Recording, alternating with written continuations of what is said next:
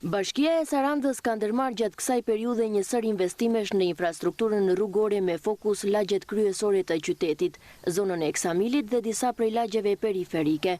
Punimet synojnë përmirësimin e qarkullimit dhe krijimin e kushteve më të mira për banorët dhe vizitorët që frekuentojnë këto zona.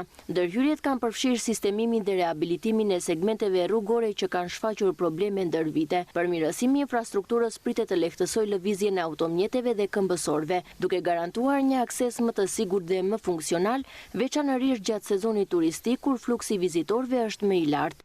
Ka pasur disa investime në lagjet kryesore të qytetit Sarandës, në Ksamil, po edhe në lagjet periferike të saj, për infrastrukturën publike. Natyrisht tashmë të gjitha zonat janë të aksesueshme jo vetëm nga banorët, por edhe nga pushuesit, kështu që unë them që në këtë vit infrastruktura do jetë më komode se në vitet e kaluara.